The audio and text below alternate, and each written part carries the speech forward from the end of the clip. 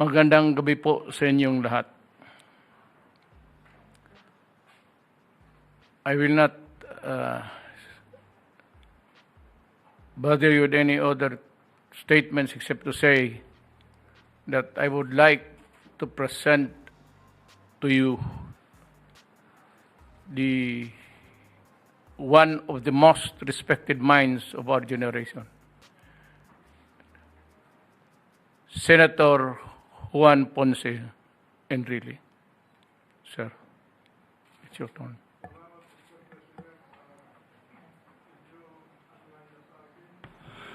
Salamat, Mr. President, sa inyong anyaya sa akin na dumalo dito sa inyong tanggapan sa Malacanang sa araw na ito. At ako'y nagpapasalamat sapagkat binigyan niyo ako ng pagkakataon at mapakinggan ninyo ang aking damdamin tungkol dito sa usapin natin sa West Philippine Sea. Sa totoo lang, Mr. President, hinawakan din namin yung problema na yan noong panahon ni Presidente Marcos. Pero noon mas madali ang trabaho namin sapagkat hindi kagaya ngayon, ang China ay hindi pa masyadong malakas noon ang kanyang puwersa. Wala silang Navy, wala pa sila dyan sa West Philippine Sea, kaya madali ang aming trabaho noon. Ngayon, sa inyong panahon, medyo mahirap ang katayuan ninyo.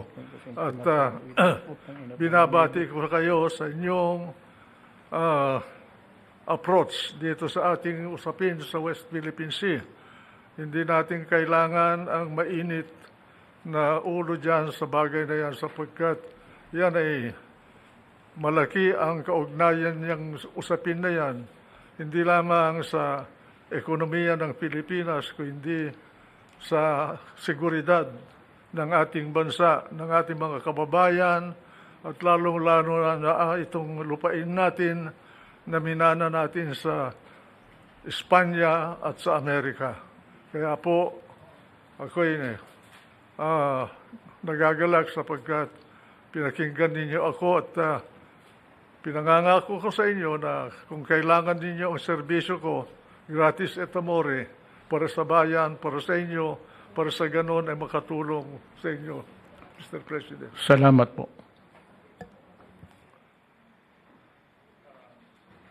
I'd like to thank you for this rare privilege given to me by you, accommodating me and the Filipino people.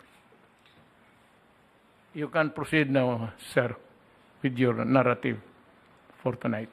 Alam niyo itong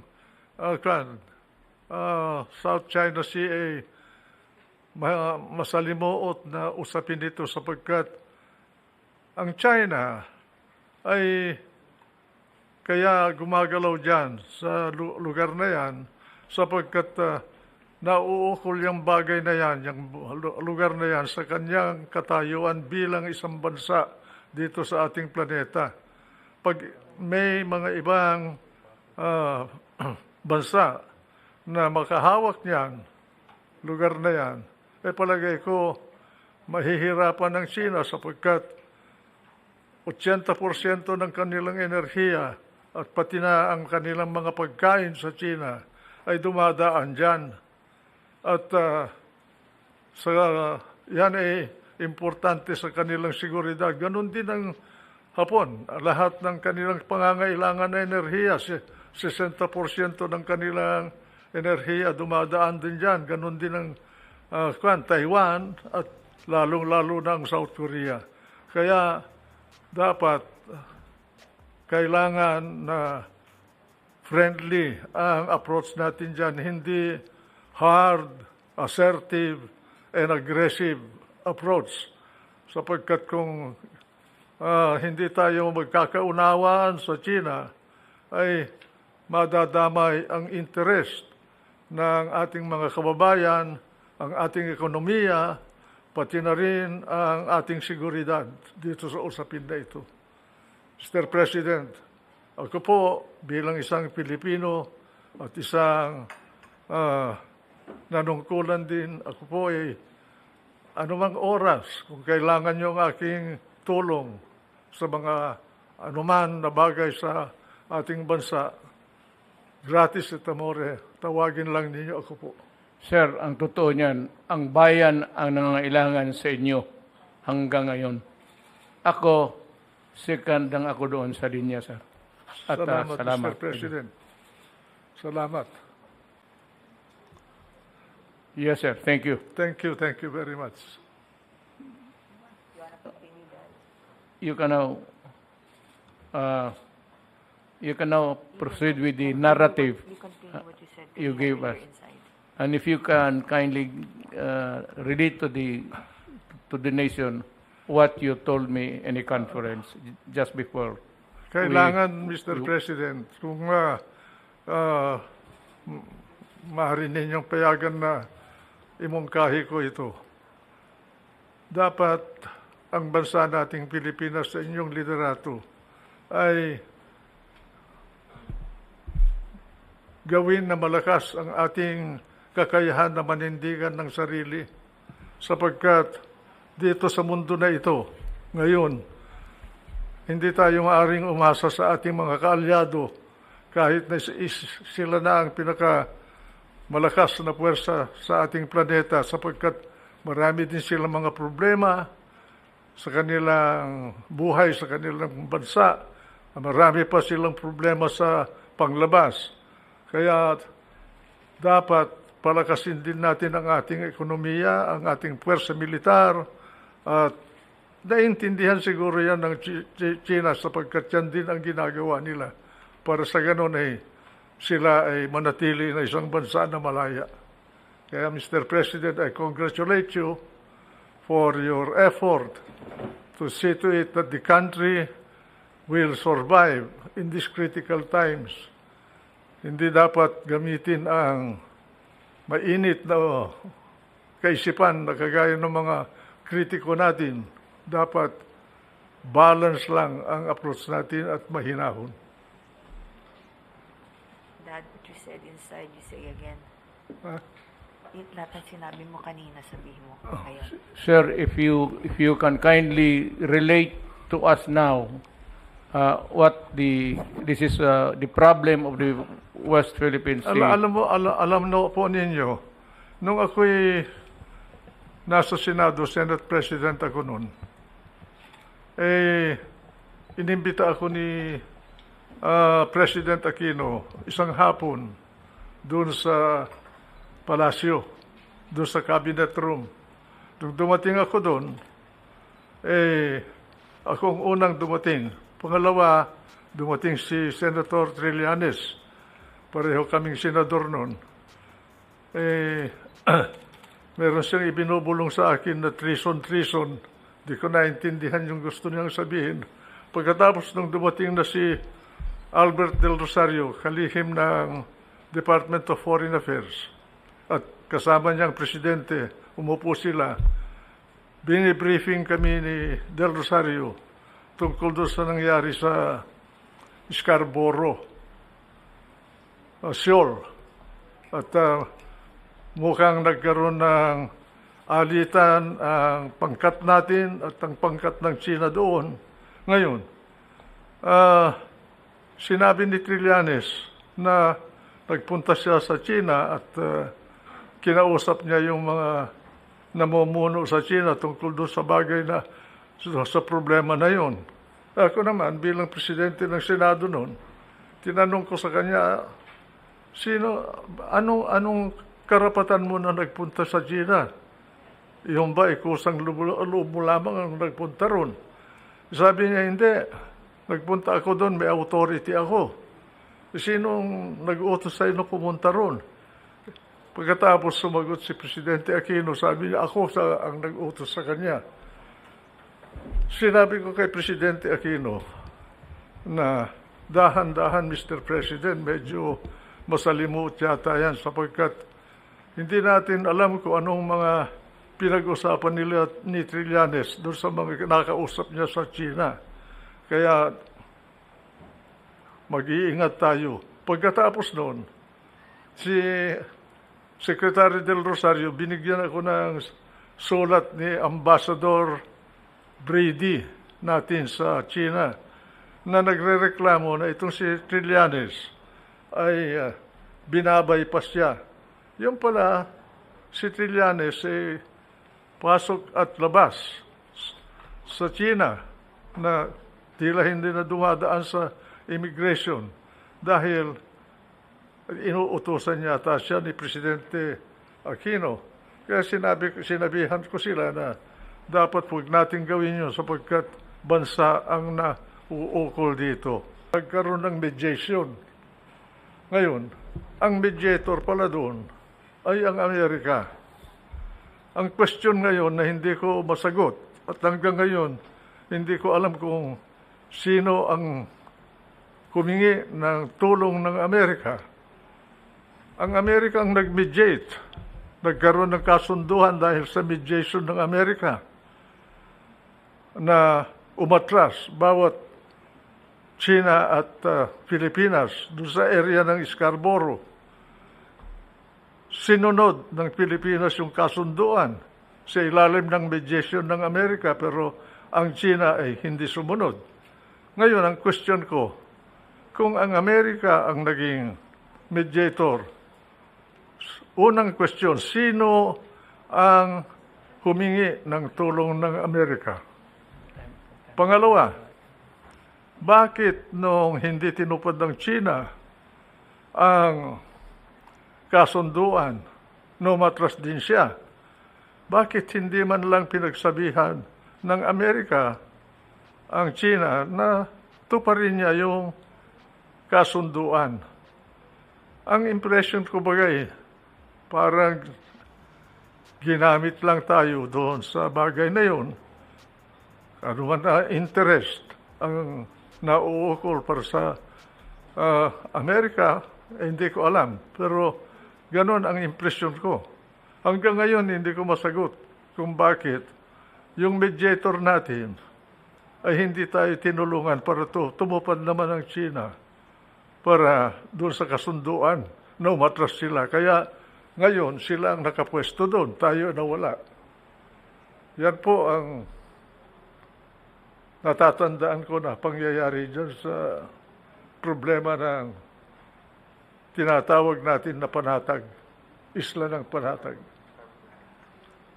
Senator, I would like the people to know, you have given us really almost the foundation of your talk tonight and probably your answers, na bakit pumayag ang Pilipinas na umatras tayo. I would like to know if you know what drove Aquino to reach that decision to order the Navy to retreat. Yun daw ang kasunduan na natamo ng dalawang panig sa ilalim ng mediation ng Amerika, Mr. President. Kaya dapat siguro si Albert Del Rosario malaman sa kanya kung sino ba ang bilang Secretary of Foreign Affairs noon, sino bang humingi ng tulong ng Amerika? Si Ambassador Quisha ba, na siya ang ambassador ng Pilipinas sa Washington noon, o ang mismong palasyo, si Presidente Aquino? Hindi natin alam eh. Ngayon, dahil doon sa pangyayaring yun nagkakuan tayo, na nalugi tayo. Dahil umatras tayo, ay China, hindi nila mapaalis doon sa lugar na yun. This is really the dilemma of the nation. For me, sir, the beginning of this problem was when we retreated. And since then, yung mga paperwork about the arbitral award has become meaningless. And the opposite camp of the political side ay nasabi that I should do my very best in asking the UN. Mr. President, sa aking paningin, hindi naman nasasayang yung desisyon ng arbitration dyan sa bagay na yan. Sapagkat nandyan na yun na palagay ko nakarehistro yung desisyon na yun sa record ng UN. Alam nila yun. Ang karapatan natin nanggaling din sa UN Convention of the Law of the Sea. At yun gawa ng United Nations. Kaya ano pang kailangan resolusyon ng UN para malunasan yung sigalot na yan para sa atin. Palagay ko kahit na may resolusyon ang UN, hindi naman maipapatupad ng UN yung resolution nila. Wala silang police force. Wala namang world government na kagaya ng istruktura natin sa ating bansa. Meron tayong hukuman, meron tayong police, kung merong kailangan na usapin tungkol sa hustisya, mapupunta ka sa hukom. Hindi ganyan sa level ng mga bansa.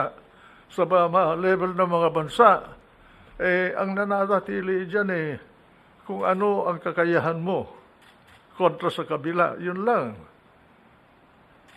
It is what operates within the level of nations, Mr. President, is what they call the law of nature. The law of force and nothing more. That is international law. That is what I've been telling at least our countrymen. I was frank enough in the early days, and I said that might makes it right. And we are not, unfortunately, on the side of might. So we cannot do anything because we cannot be in parity in force and in all. So we have to talk, just talk and talk until such time, by the grace of God, if there is an opportune time for all of these things to correct itself, maybe. Ang ano ko, sir, kasi ako yung sinisisi nila na bakit ko raw I will not forcefully do everything to go to the United Nations to ask the body for help. One is that I am a realist, sir.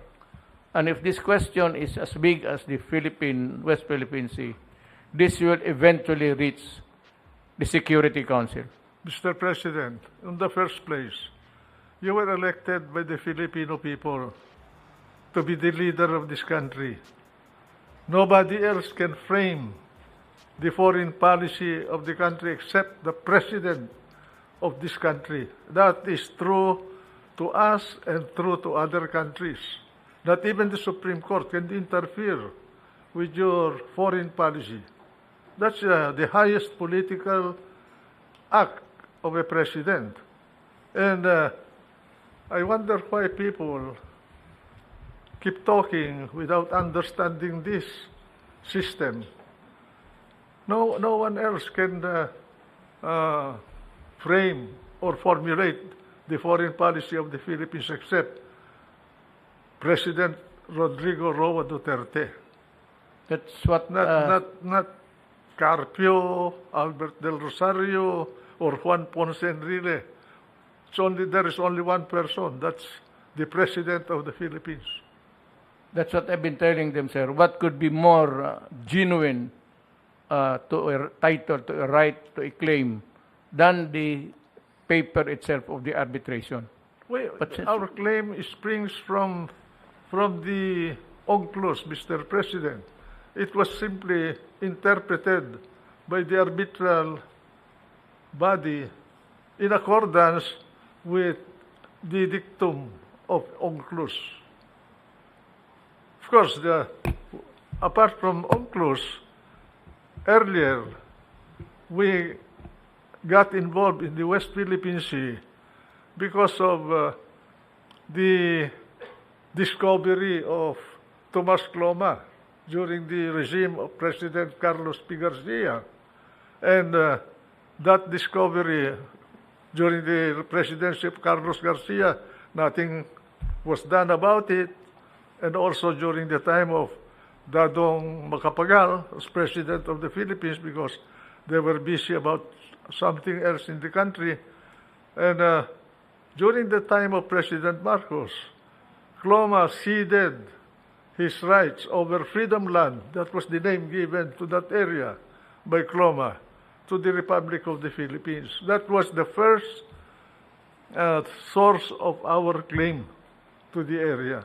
Then UNCLOS came, and it was expanded into a greater area because the UNCLOS gave us exclusive economic rights, what we call in civil law, usufructuary right over an area of a body of water, including its bottom and all the fish and wealth that you can discover there, exclusive economic right for our country. But that is on the assumption that we can protect it. And a president of the Philippines, as a person, without a strong Navy and Air Force, cannot enforce that right, no matter what how much you want to enforce it. In the same way, UN can issue a resolution, but they cannot enforce it. Yes, sir. That's right. And I said I was quite a bit askance about their insistence to go back to the United Council, even if it will result into a maybe not a shooting war, but a critical issue of security for the world and for everybody. Eventually, it would reach the Security Council. The Security Council has 5 permanent members. 2 of them are allies, China and Russia. Each one has a veto power.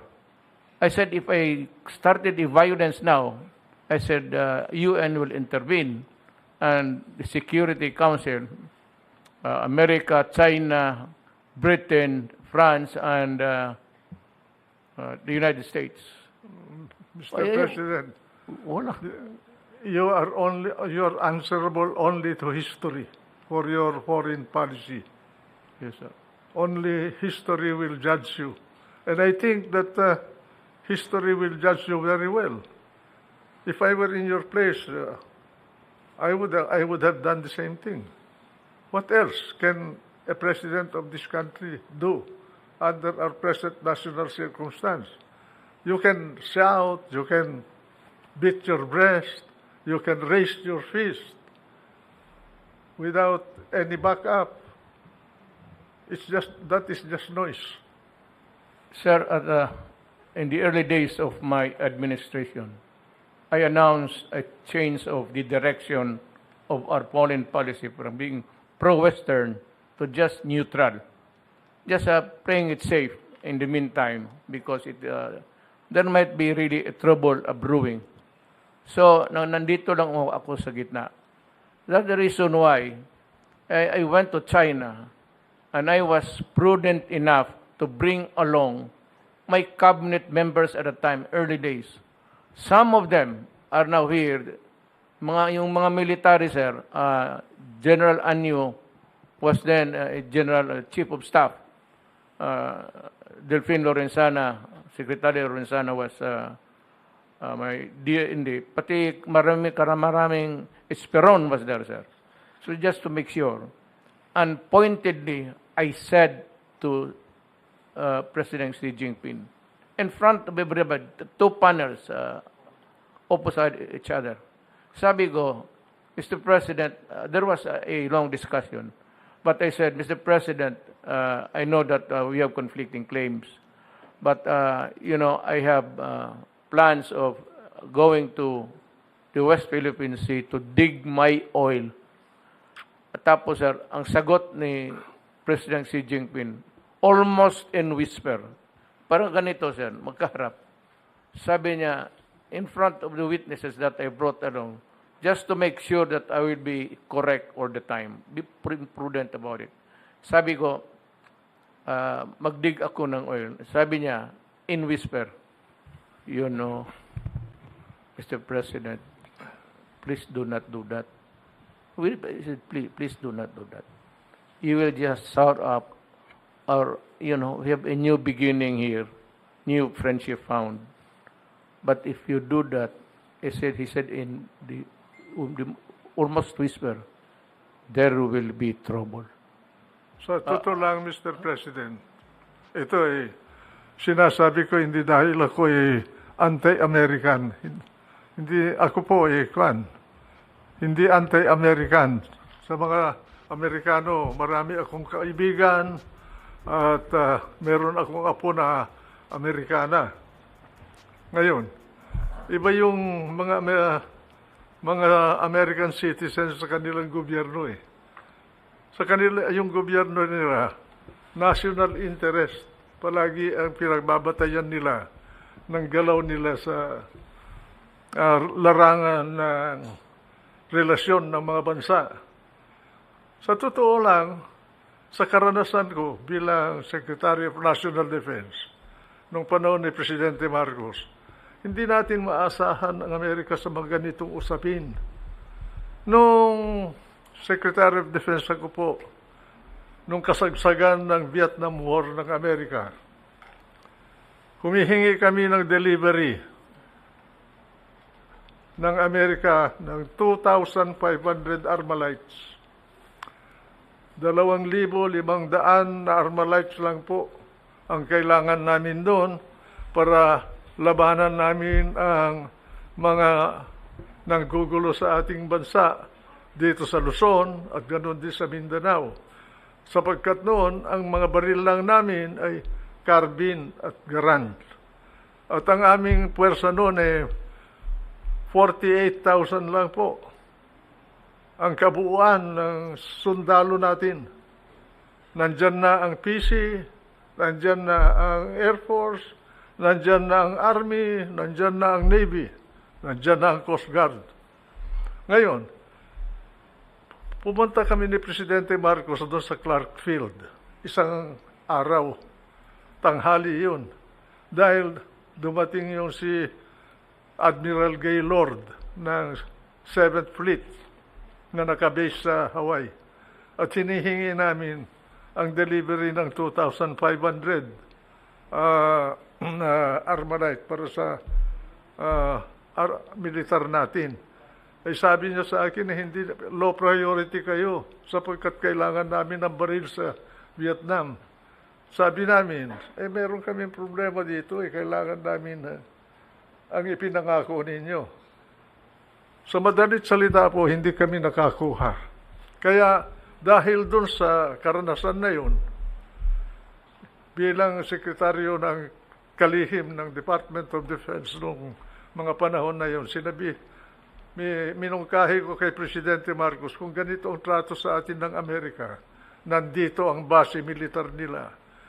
May kasunduan tayo under the Mutual Defense Treaty. Hindi tayo matulungan sa 2,500 Armalite. Mabuti pa, bumili na rin tayo ng baril natin, pagbayarin natin sila ng renta sa base militar nila at yung renta nila ang pamili natin. Wala tayong aasa na ibibigyan nila sa atin. At dahil doon, ang ginawa ko, para magkaroon tayo ng baril, kinausap ko si Dr. Goh Keng Swee ng Singapore. He was my counterpart. He was the Minister of Defense Minister of Singapore. Meron silang Colt factory doon. Noong araw, humingi ako ng baril sa kanya. Nakakuha kami ng mga old model ng Colt. Wala pa yung kagaya ng mga Armalite ngayon. Noon merong binobomba para kung nag-stoppage yung mga baril. We were able to get 10,000 pieces of long arms from Singapore. And I got the ammunition from Taiwan. Kaibigan ko si General Wego, kapatid ni Chiang Ching-ko.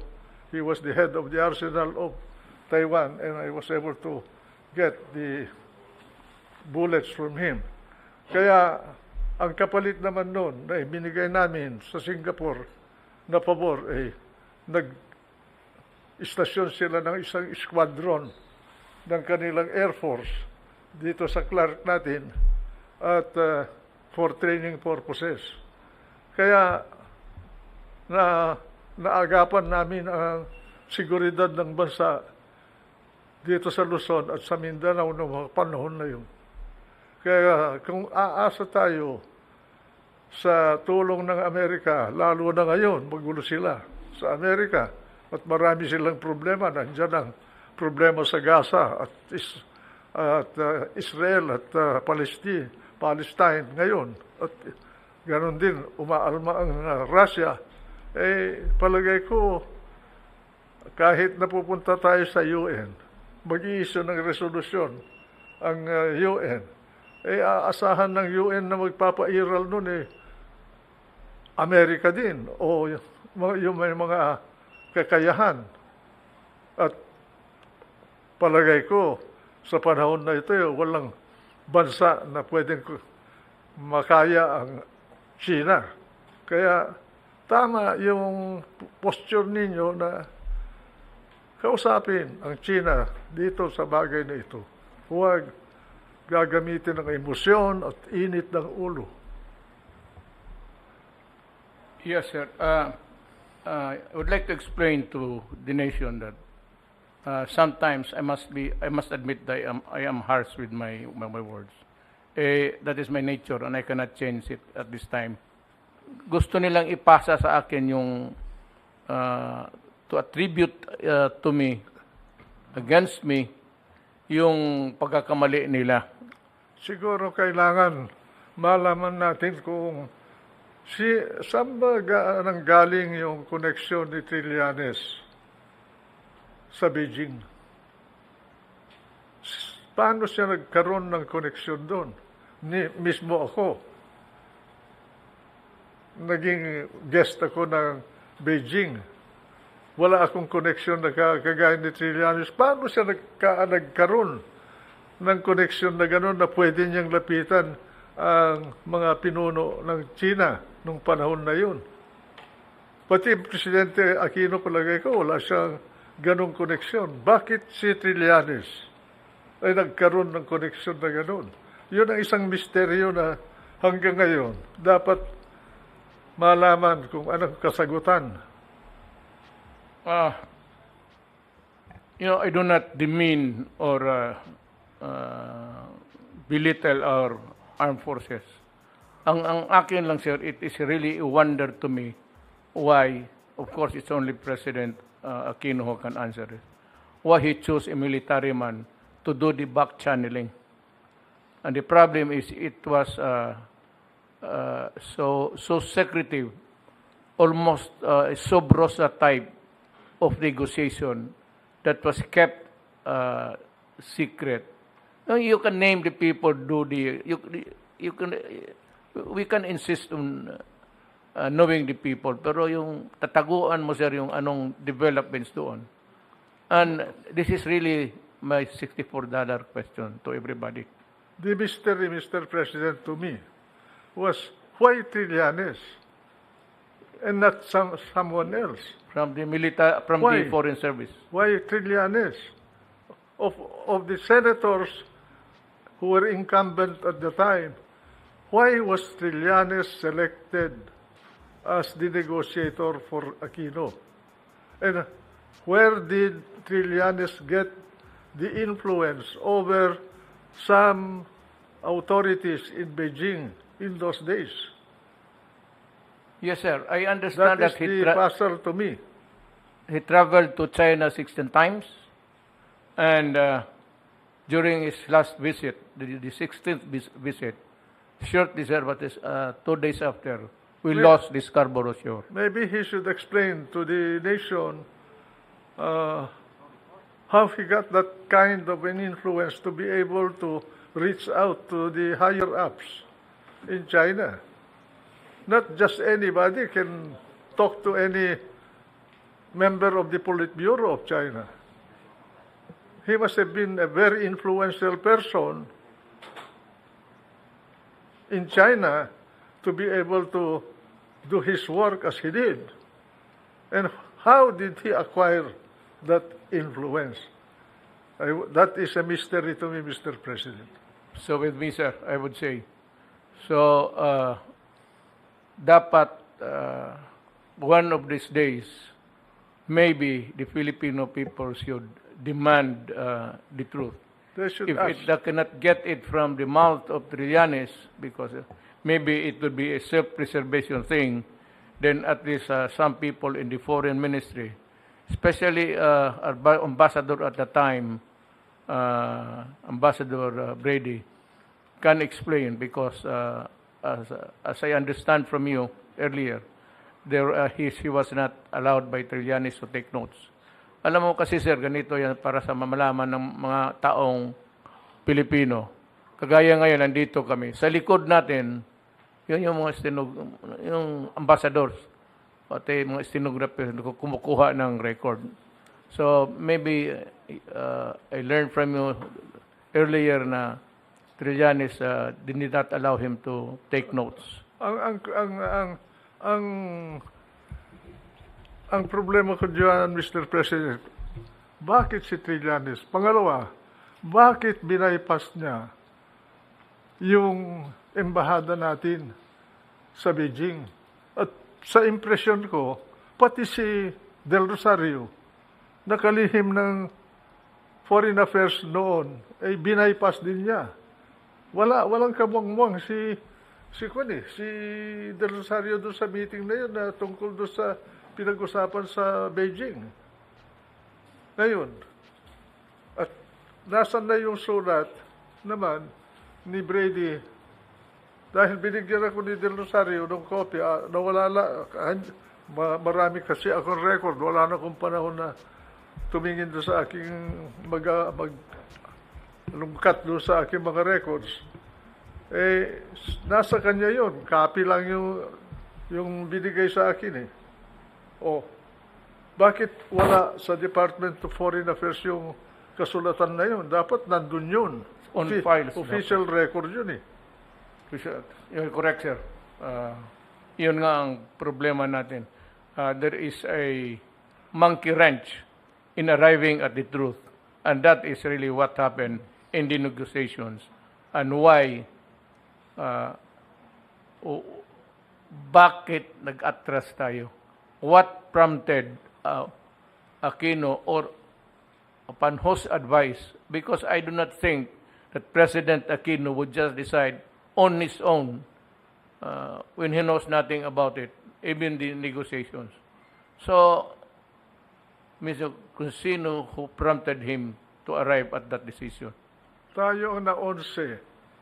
Pero yung na mag-itan between the Philippines and China, hindi naman nyo naman lang sinabihan yung China na, oy, tuparin mo naman yung kasunduan, sapagkat yung Pilipinas sumunod eh.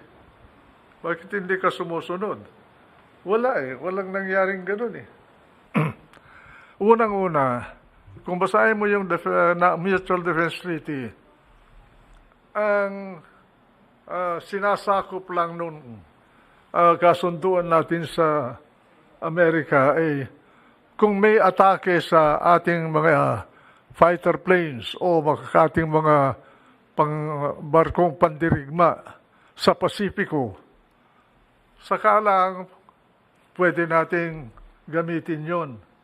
Pero ang sinabi ng Amerika sa amin nung pinag-uusapan namin yung amendment ng Military Bases Agreement, revision ng Military Bases Agreement, si Kissinger mismo ang kinausap ko, at saka si Rumsfeld, who was my counterpart. And later on, Armitage also, when he was here to negotiate for the extension of the military bases. Nasabi nila, yung West Philippine Sea or South China Sea is not a part of the treaty area of the Mutual Defense Treaty. Kung may mangyari sa West Philippine Sea between China and the Philippines, hindi natin magagamit yung Mutual Defense Treaty. Although, pagkausap mo ang mga opisyalis ng Amerika, sasabihin, we will help you, we will protect you, we will come to your rescue. But when the nitty-gritty is there, hindi natin maasahan yan. Kaya, dapat, kausapin natin ng Amerika kung gusto nilang baguhin yung Mutual Defense Treaty. So, para kagaya ng NATO, automatic action ang gagawin nila kung talaga na pagkaroon tayo ng problema sa mga ibang bansa dito sa ating kapaligiran. Palagay ko, hindi sila papayag niyan.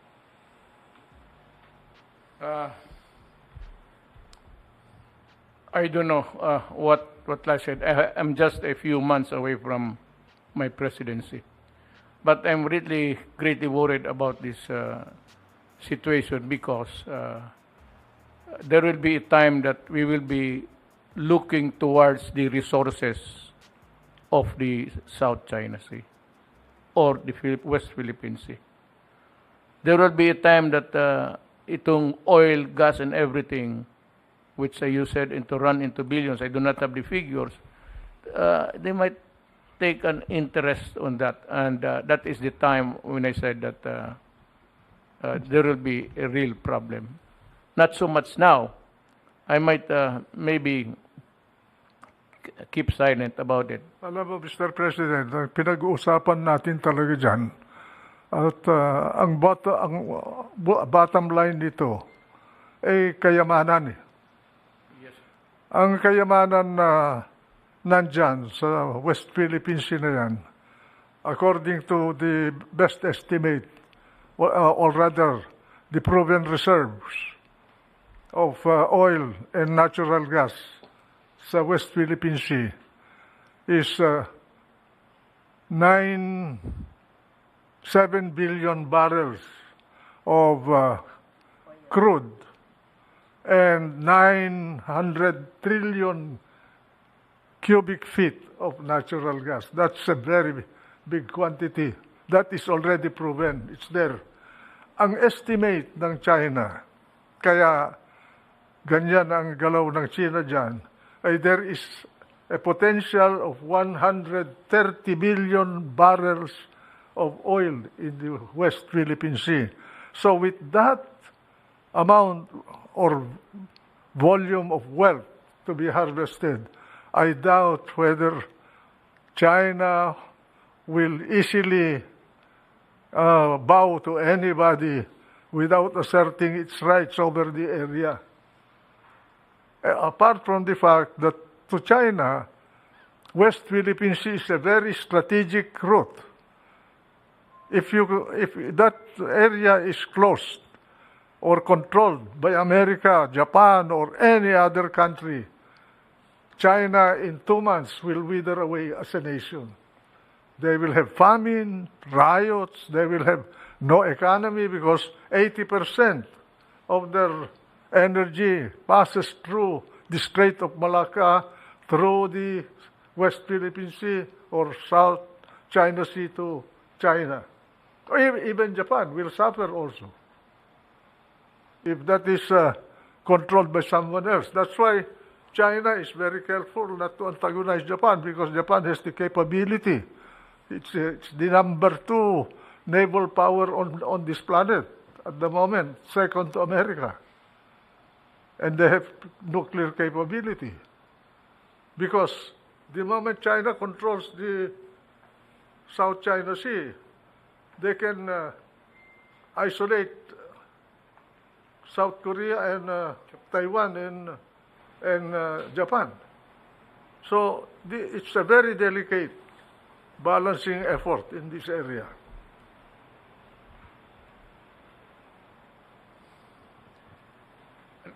Alam mo, sir, I really see the problem, a serious problem in our hands.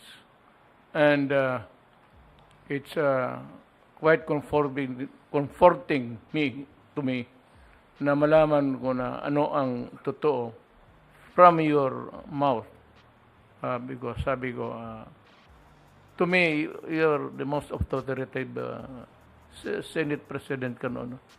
Alam mo ito lahat at dapat malaman ng taong bayan because hindi naman ako, I'm not talking about politics, I'm just talking about the behavior of some na tinitwist nila. So it could be just, I said, they want me to correct what is wrong. Ang problema niyan is the wrong started from them. So, ginagawa akong, sabi ni Quisa, niloko tayo. Kasi loko-loko ka. Bakit nagpaloko kayo? I hope that we would be able to weather any trouble with China now and in the future for as long as it is very dangerous for us to go into a kind of... From where I sit, Mr. President, I think you will be able to handle it well in the manner you are doing it now. Because we lose more if we antagonize China. We have no choice except to negotiate with China. Assuming that there's no dispute about our right over exclusive economic exploitation of our West Philippine Sea asset, still we need foreign money to make it a source of wealth for the country. Now, our choice at that point will be either go to Europe and get technology and capital to explore and exploit the energy resources of our economic zone in West Philippine Sea, or deal directly with China. China is one of the best energy explorer now on the planet. In fact, I read some books which says that China now in engineering almost surpassed MIT in the quality of their graduates. Massachusetts Institute of They are Technology. very advanced already. So I think that as far as I'm concerned, we will not gain anything by antagonizing China. I'm not pro-China. I do not have any interest in China. But as a Filipino, I will take this position to protect my countrymen, to protect our core territory, to protect our economy. Maybe we can get better by talking with China instead of being aggressive. I do not know if it was made clear to us at that time, but in one of my many visits to China, there was a talk, but it was not really translated into a concrete agreement that maybe China and the Philippines can exploit the resources in the seabeds together. This was not clear to me at the time. It might be into the present agreements now below, but as an agreement between heads of state, there was no guarantee. It's the companies down below. But when it comes to a matter of the interest of a country, you can always disregard everything down, and you have to protect yours first. Mr. President, China is involved in energy development and production in Africa, in many parts of Africa. I think they're in that former colony of Portugal there. Ghana? Ghana? No. That's in the western side of Africa. And then they're also in Nigeria. They have plenty of interest in Africa. Why can't we not deal with them, with China? We are in this region. Realistically, we cannot ignore China. We have to deal with China. Instead of making China as a foe or irritate China, why don't we befriend China without surrendering our rights? We befriend China because we are Orientals. We understand each other. Eh, yung malampayo lang, hindi natin alam kung totoo yung mga ginagawa na kasosyo natin dun eh. Eh, that's yun. Well, maybe I will just ignore my critics. That's the best thing, Mr. President. So to Pabayaan mo na lang sila derail na me magnanakaw. from my official duties, and I will just say that well, after talking to Senator Enrile, you guys have become irrelevant to me. After all, Mr. President, you are only responsible to the Filipino people. Correct, sir. Yes, sir. And you are not responsible to any specific person for your foreign policy. Yes, sir. Yours is to protect the interest of the nation and its people in the best way you can. Sir, you know, it's noteworthy to say that. Alam mo, they used to drive fishermen away, fisher folks, along the coastal ranges of the Philippines. Nung nagtapos kami, sir, na nag-usap, yung mga visits ko sa China, they allowed fishing. So they were allowed to enter, except in some prohibited areas, especially the lagoon there, in the middle of the sea. Hinahayaan na lang muna na inana nila tayo. They never did anything that was provocative or anything punitive against our fisherfolk, our fishermen. I don't know now, because maybe the line is becoming clear that we are more, not really forceful, but a little bit stronger now in our dealings with them. But I would like to assure, I said to China, I assure you guys that nothing of a sort of a placing their arms against you. Even if we put our entire Navy SEALs there, we will not start a war because we cannot afford it. I was just being frank to everybody. And China understood us. And that is why there's no, I said when the pandemic started, I knew right away the problem. The problem is we do not have it. We do not manufacture it. So I called President Xi. Sabi ko sa kanya na Mr. President, we do not have the resources. We have not reached that sophisticated level of technology to do a mass manufacture of vaccines right away, and even to find one. Sabi ko, wag mo lang kaming kalimutan. And he said, yes, of course, we are friends. So he said, I'll send you. So the first vaccines that arrived in the Philippines were donated by China. And now these idiots in the other side, para bang sinasabi, lumunod, I kneel down before China because of I asked help from China. So I said, look.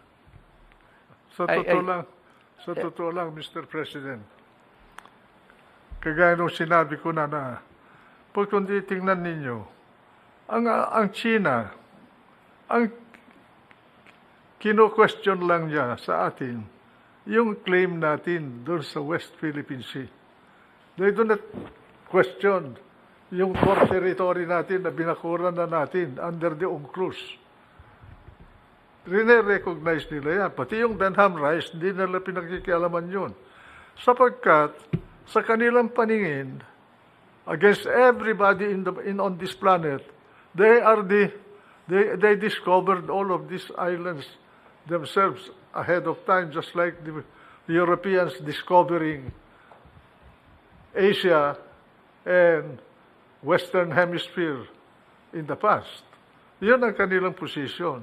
Kaya, we leave the problem there and then talk to them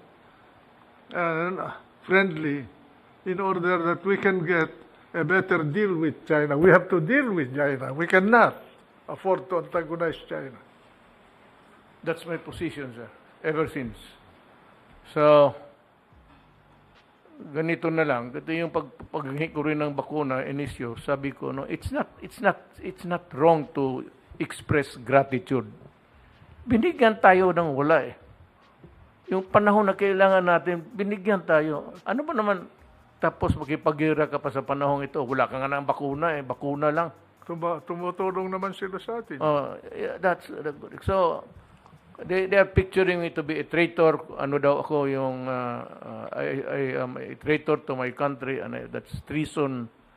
Sabi, gusto ko magsalita dito ng ano, pero Noong panahon ni Trump po ba, meron kayong nakuha na tulong? Noong panahon ni Trump. Wala tayong makukuha dyan. Kami nga eh. 20 years po ako sa gobyerno ni Presidente Marcos. Panay second hand ang binibigay sa atin yung mga bulok nila mga barko. Yung Sikorsky natin, hindi nila binigay yun. Binili natin yun. Pera ng Pilipino yun. Hindi nang galing sa bulsa ng Amerika. Let me let you in sa pangyayari, sir, sa presidency ko vis-a-vis with America.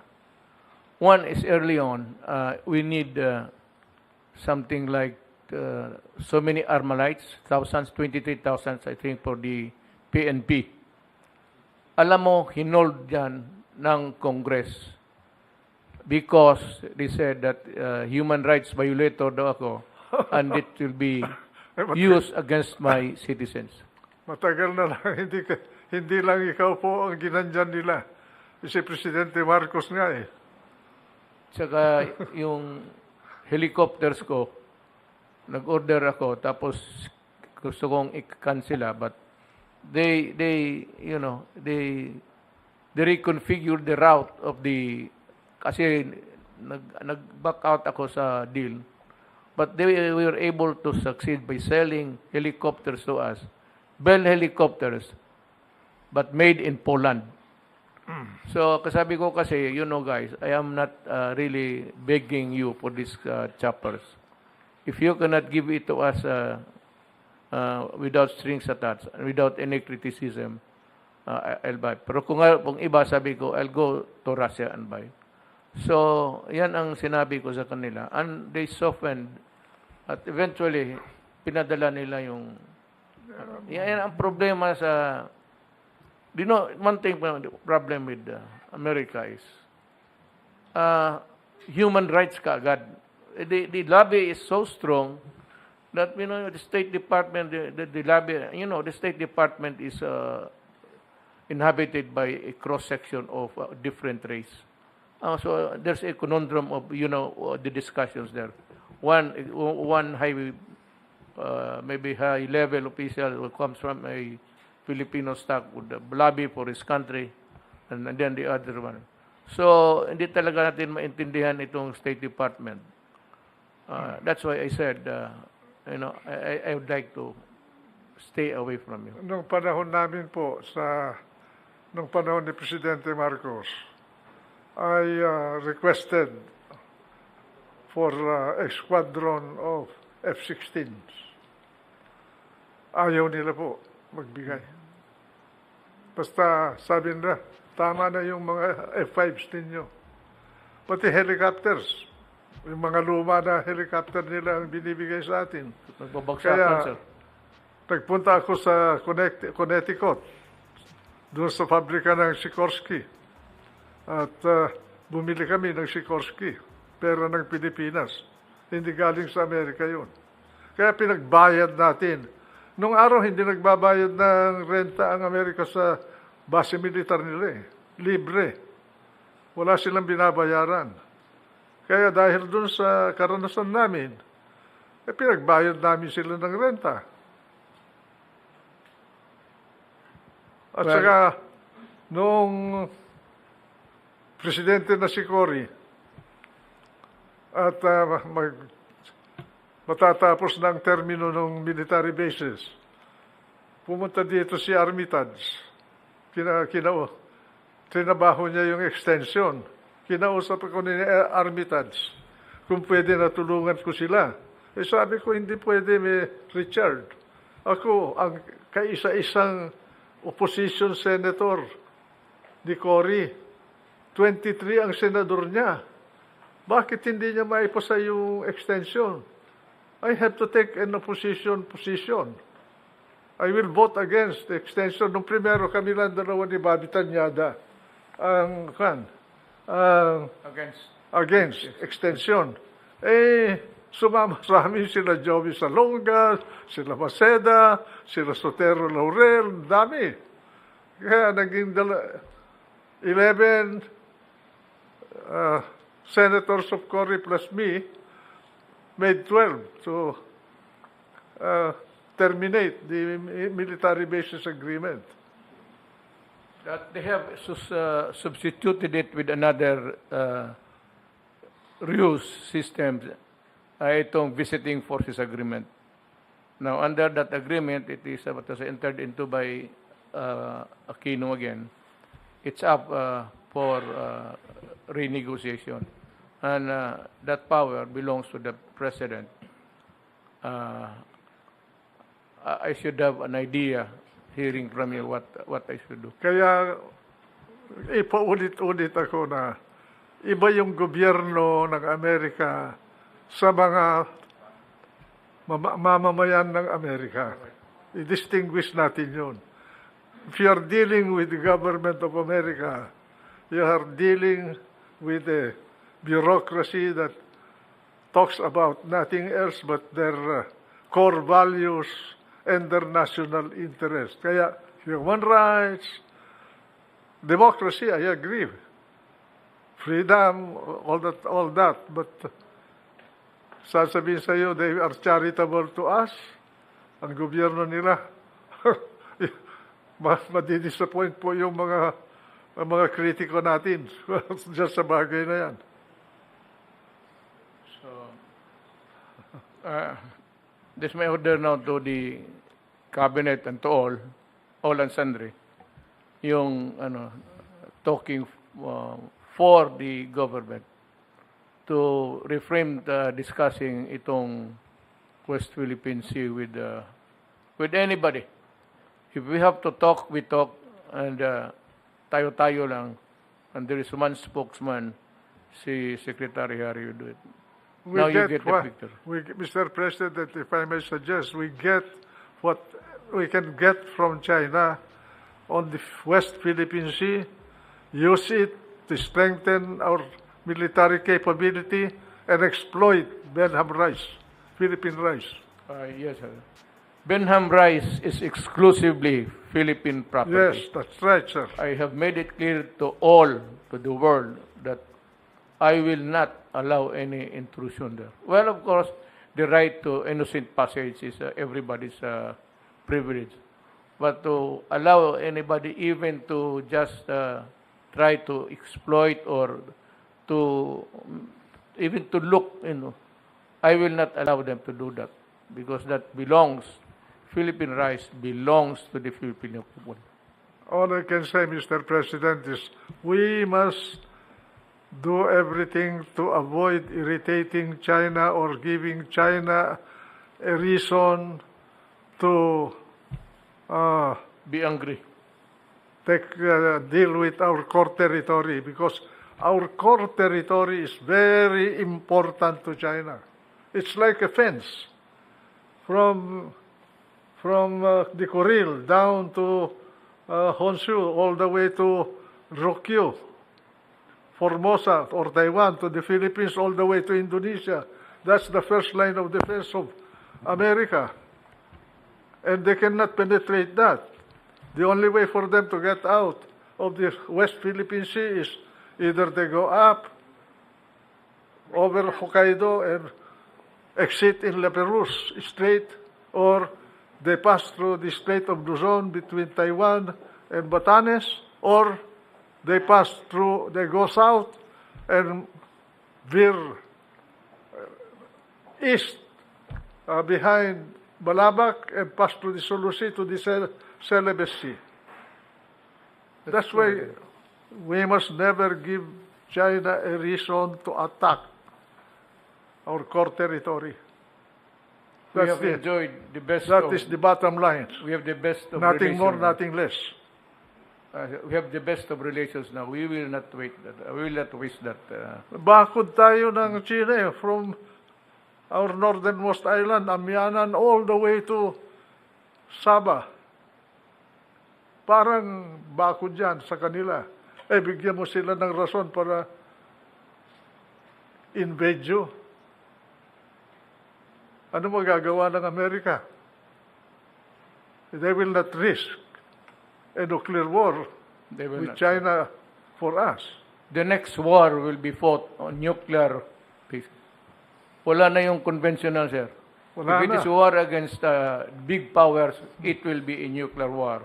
And it will reduce this planet into a dry land.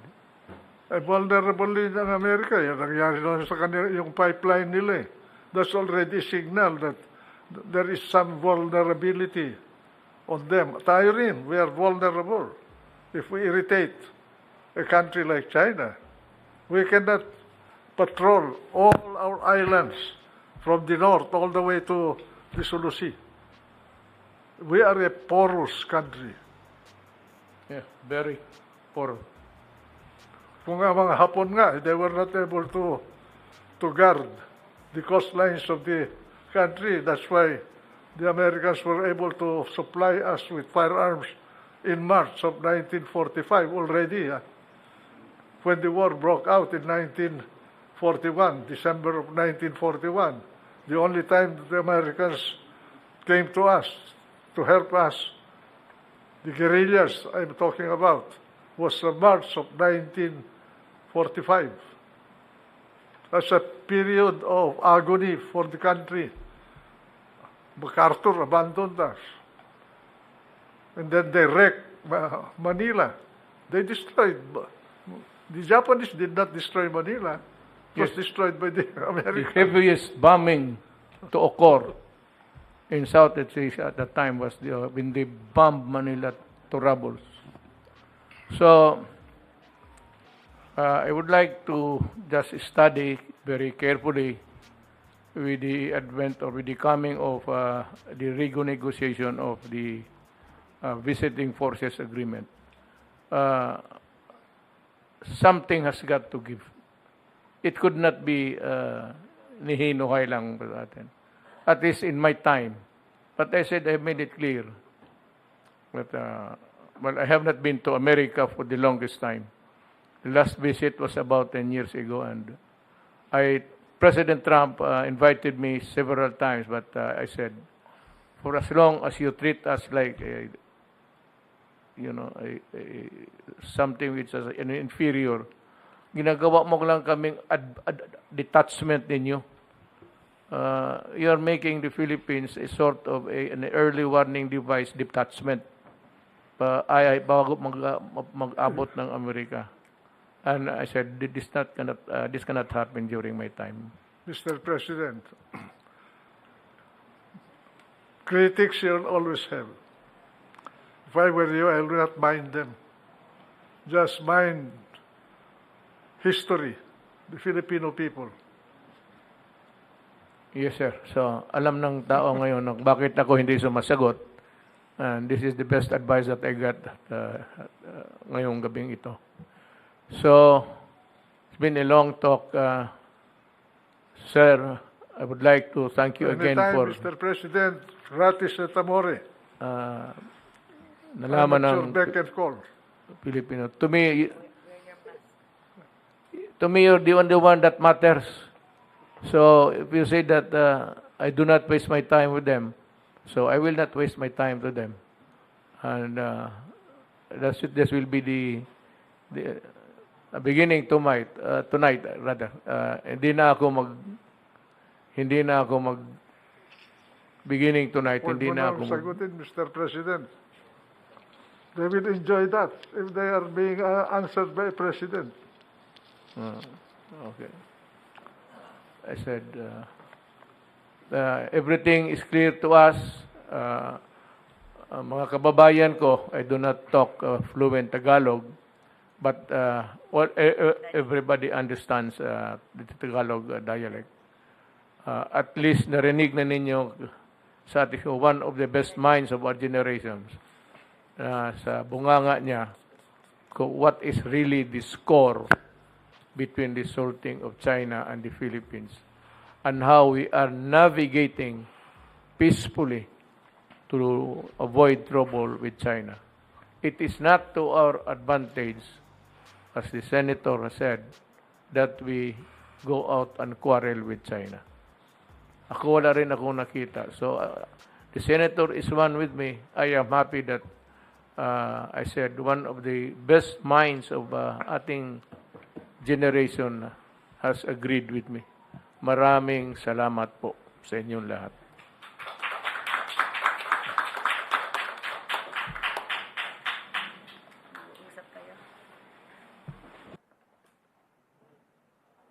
Okay na. Yung isa na lang.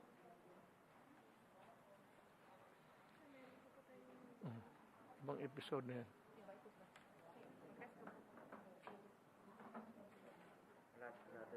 Another part na po. Another episode. Bali, isang program lang yan.